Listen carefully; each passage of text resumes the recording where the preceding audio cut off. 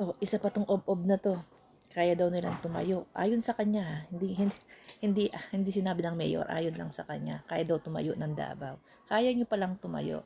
Eh bakit yung mismo mga opisyalis ninyo is kailangan ng tulong ng national government? Yung pondo ninyo, yung inyong natural calamity funds, yung kanyang confidential fund ninyo na yearly nyo nakukuha from national government, from national government yun. Hindi sa pondo ninyo. Kaya nyong tumayo. Eh bakit yung mismong mga officials ninyo naghihingi ng tulong sa national government? Kaya nga malaking pasasalamat nila. Dahil nagkusa na si PBBM, hindi nyo na kailangan humingi ng request, humingi ng tulong. Kusa po, within 24 hours ang tulong dumapo, bumagsak sa inyo. Wala kayo talagang pasasalamat, no?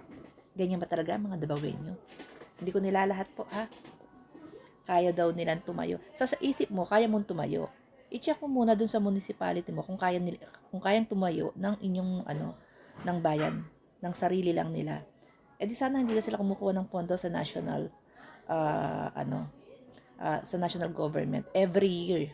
460 million ang confidential fund nyo nung si Sara ang nakaupo. Ilang years? 6 years? Grabe. So kaya nyo palang tumayo. Saan napunta yung mga pondo?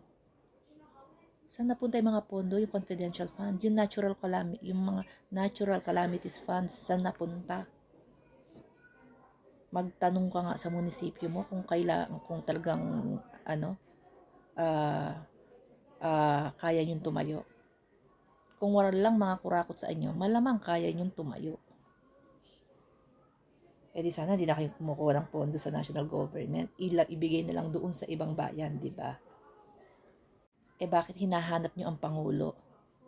Bakit nyo hinahanap ang tulong from PBBM, from national government, kung kaya nyo palang tumayo? Isip ka nga.